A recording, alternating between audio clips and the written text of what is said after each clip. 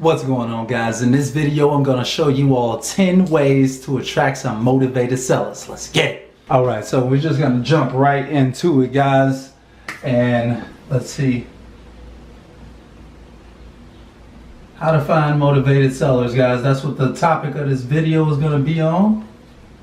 So I hope you all stay tuned to the end. Gonna have some good updates. And I hope that all of this will start to come together at the end.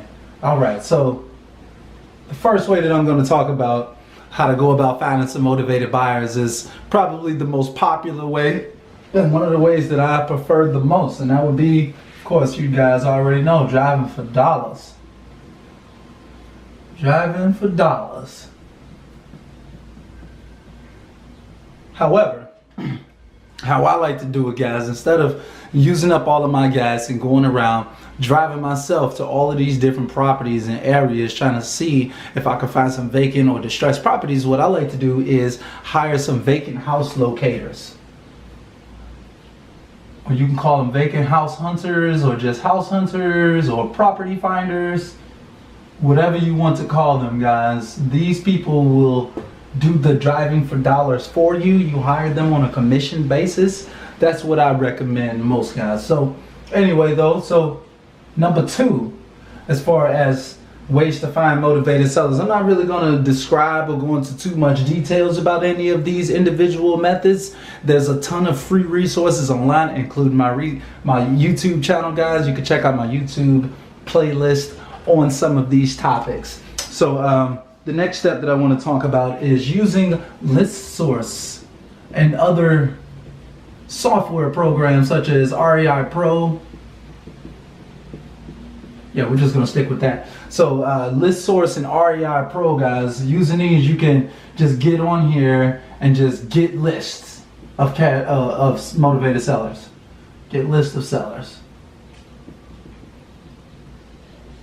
So I highly recommend checking those out. So REIPRO is about $100 per month, and you can get up to 10,000 leads. So I actually recommend REIPRO. For ListSource, you're going to get about, for about $50, you're going to get about 250 leads. So you all can see the price discrepancy there. So yeah, I highly recommend that. Both of those options are highly usable for getting you some sellers. Really, really easy, guys. So the third thing that I want to talk about is your website. So if you don't have a website, guys, I recommend that you get one, especially if you've kind of been in this for a little while now.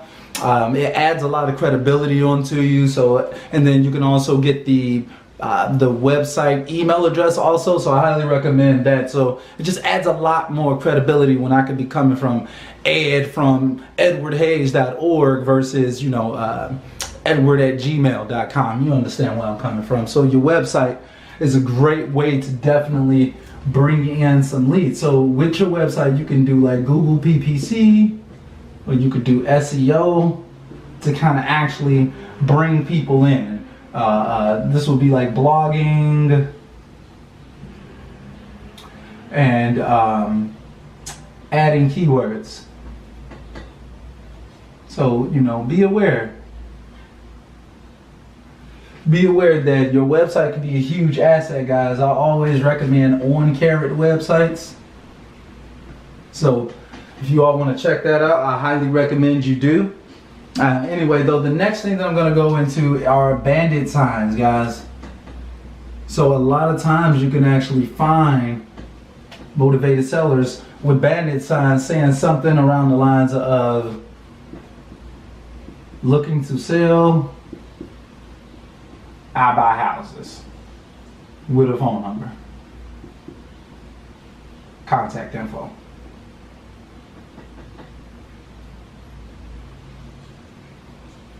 So that would be typically how that would roll. And yeah, Bandit Signs work great, guys. You hear a lot of people out here letting you know all of their success that they get from Bandit Signs. Trust me, they work. I also recommend, like, if you're in a not very competitive market, that you definitely utilize Bandit Signs, because they work. And if it's not oversaturated, you'll have a higher chance of actually finding someone using those. So the next thing I'm going to talk about is, it's pretty similar to Bandit Signs. However, you can get flyers into areas that you can't actually get Bandit Signs in. So this would be like libraries, you know, currency exchanges.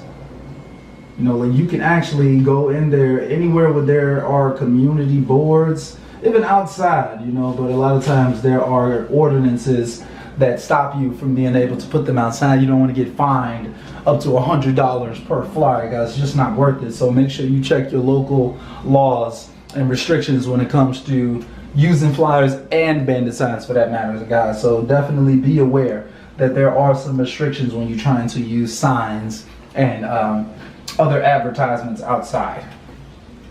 So the next thing I'm going to go into is local advertising and PR. So guys, this is huge right here.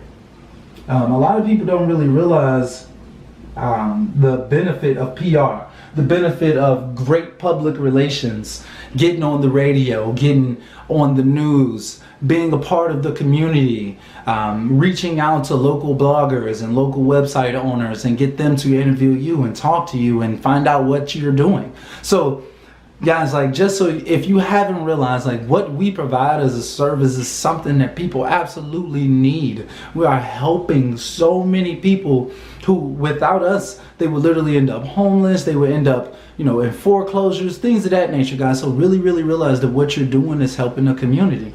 And especially if you're in a very like dry market, let's say, there's a lot of newspapers, there's a lot of TV shows, a lot of you know, just people in general that will be interested in taking on your story. So I highly recommend looking into doing some local PR, some local advertising as well, which would include like billboards or other signage, just to get your name out there on a local level. You really want people to know your face. You want them to know who you are. So local advertising can be huge. The return on local advertising and PR is absolutely ridiculous. So a lot of you may not have been thinking that. I don't think most wholesalers do, but I highly recommend that you look into getting yourself some local PR advertising. So the next thing that I'm going to cover, let's just see if you can see this. The next thing that I'm going to cover is underpriced FSBOs, guys. These are a great stream of motivated sellers. So these FSBOs, or for sale by owner properties, are properties that the owner, they just want to sell it themselves. Maybe they don't want to deal with a realtor. Maybe the place is really messed up and they can't afford to actually fix it. Maybe they're thinking about some creative financing strategies. Whatever it may be, this seller doesn't want to work with a realtor. They want to sell it themselves. What I like to look for when I hop on places like Realtor.com or Zillow or Trulia is that I'm looking for places that are obviously undervalued that I can get a great deal on, and I'll just start calling those immediately. Just start calling them, guys. You can get a deal quicker than you would imagine. Don't get me wrong, a lot of these owners who are selling their properties, they're looking for retail prices. They're, you know, thinking that their place is worth $1 million, you know, like they want maximum offers. So that just boils down to being able to negotiate and being able to get the most for your offer.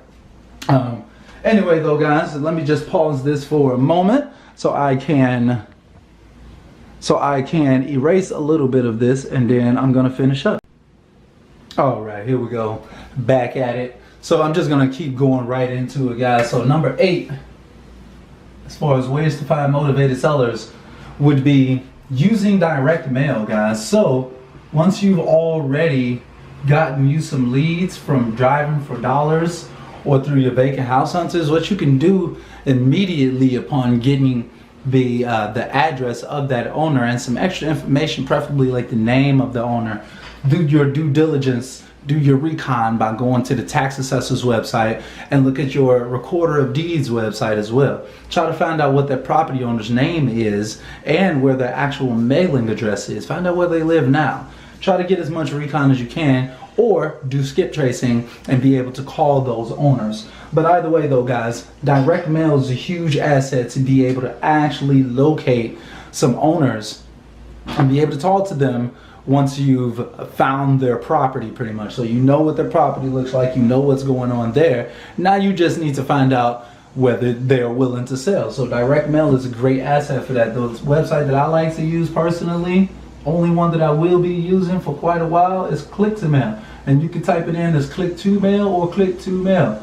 Either way, still works. So highly recommend that you all check out Click to Mail. You can get about 250 mailers sent out for about, I want to say, 125 bucks. So just look into that, guys.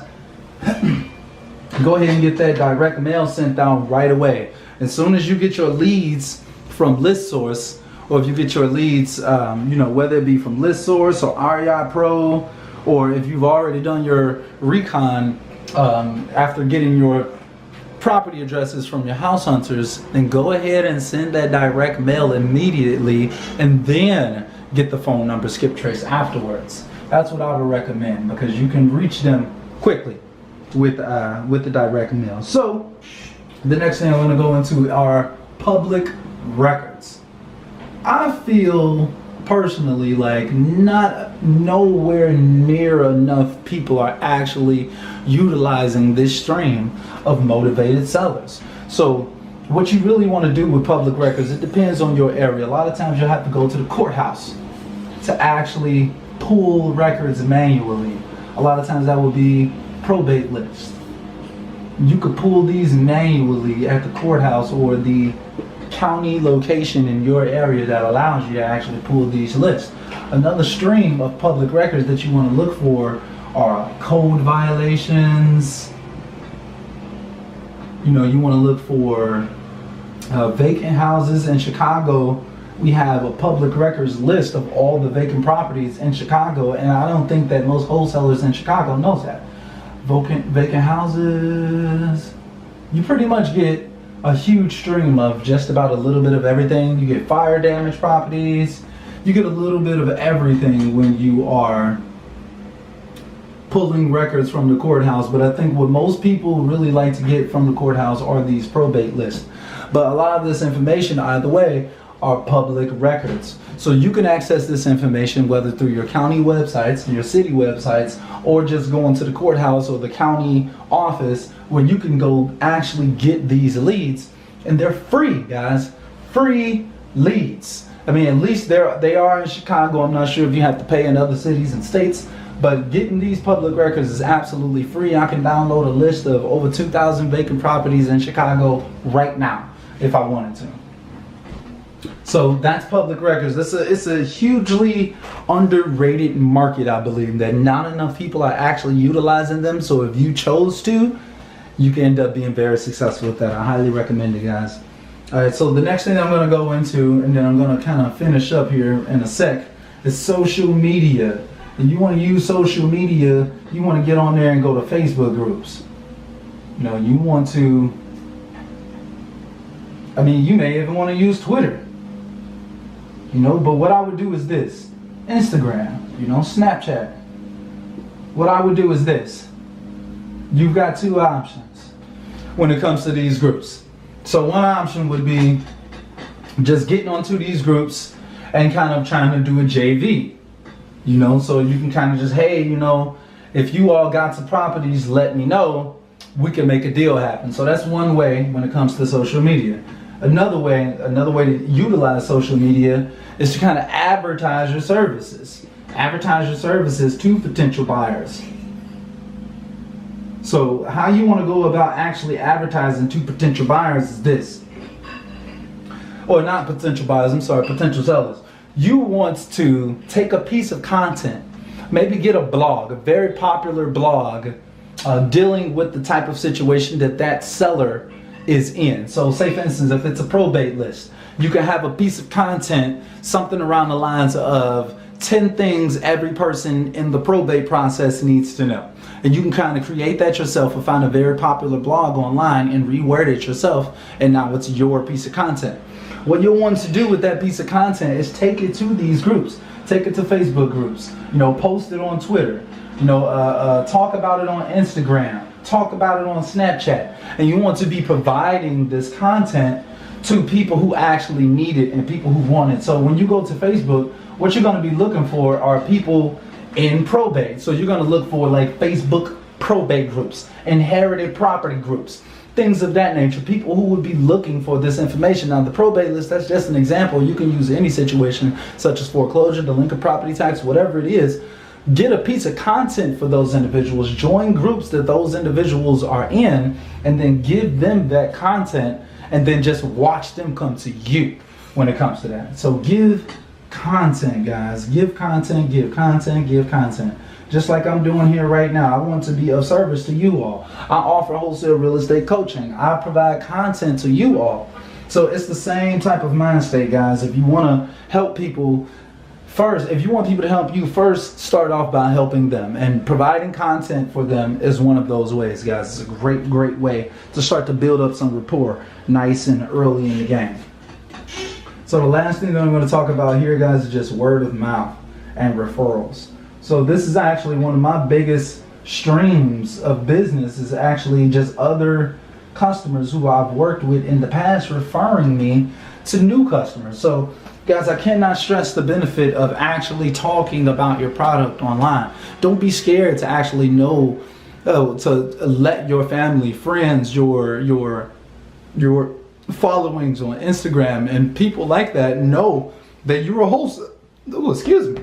Let them know that you're a wholesaler. Let them know that you're out here buying and selling properties, that you'll give them a great rate. You'll buy it as is, that they won't have to pay any realtor costs, and that they won't have to get the place fixed up. It's a win-win all the way around. You have to promote yourselves, guys. You have to be out here actually putting in that work, talking to people, getting deals closed, and having those people refer more people to you. And what you can do is you can offer them a referral fee for bringing you somebody to come to the table and actually spend that check with you. So guys, I just wanted to make this quick video to be able to show you, what is that, 11 ways to find some motivated sellers right now, today. You can get started with every single one of these strategies today. So go ahead, get active, get out there. Let's get this money, guys. And if you like this video, go ahead and hit that like button and subscribe to the channel for more content, guys. I'll see you on the other side.